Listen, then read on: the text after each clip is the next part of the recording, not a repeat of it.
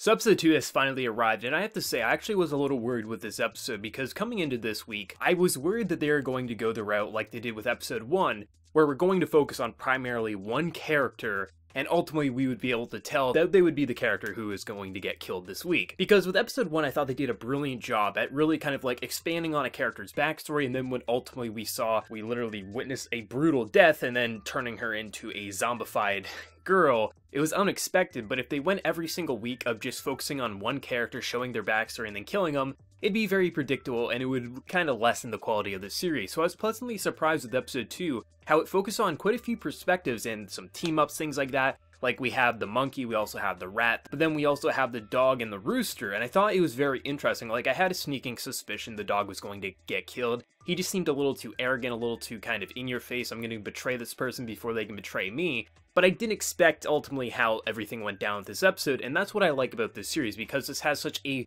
large cast of characters, we should have unexpectedness to it, which is what I think this episode had.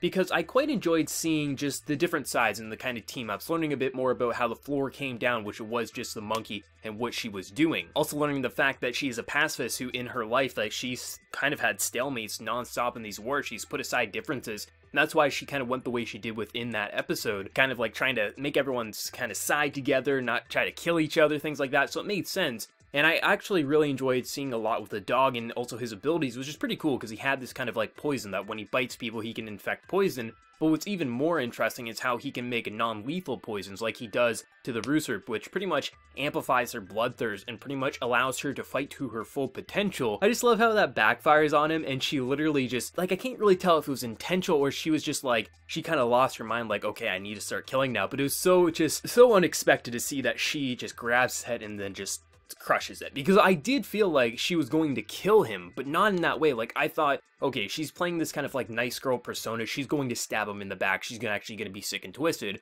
but it does seem like she is normal, she is who she appears to be. Just once that poison really took a hold, she's a deadly weapon, which based on the title of next week's preview there, like, that looks like it's going to be a pretty awesome episode as well. But I did like the dog and kind of rooster interactions, things like that. I thought it was very counter opposite to one another. Like, they definitely felt like they shouldn't be teaming up together, and he didn't know who was going to go out there.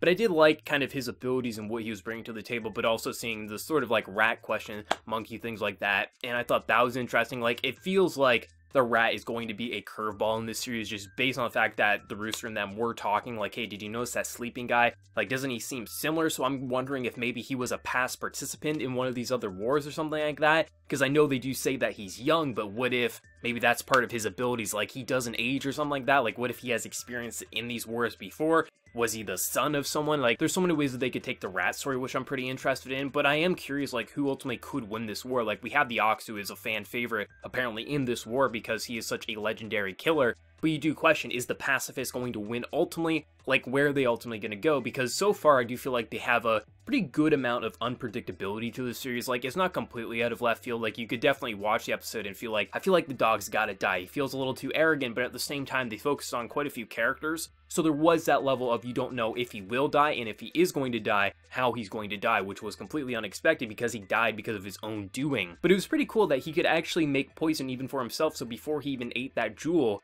he could make an antidote, which is amazing. Like, if he would have survived, he would have been a major star, because he could have waited around all this time and just let everyone else die, pick up their jewels, and then carry on. But ultimately, his own doing betrayed him in the end, which is pretty savage.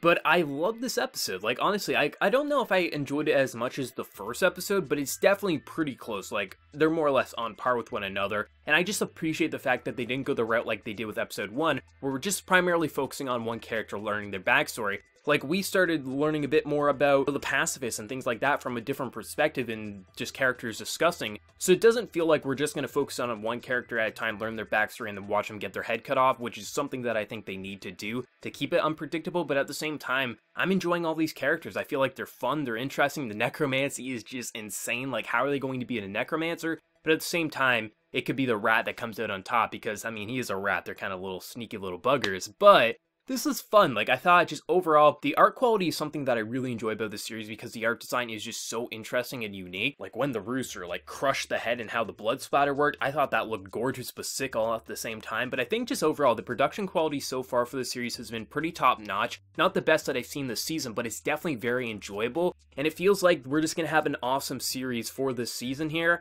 And I can't wait to see what they're gonna do more. Like, really, I've been asked, like, who do I think is gonna win in the end? I have no idea because this is so unpredictable, and I don't think they're just gonna go the predictable route of just the ox winning or something like that. I could easily see someone like the rat winning ultimately by the end, but we need to see more of these characters. But let me know your thoughts on this wonderful episode down in the comment section below. Did you like it as much as the first episode? And who do you think is gonna win by the end? Let me know your thoughts, and before you leave, smack that like button, share your support. If you're new to the channel, be sure to subscribe. So until next time, everyone, please take care and have a good one.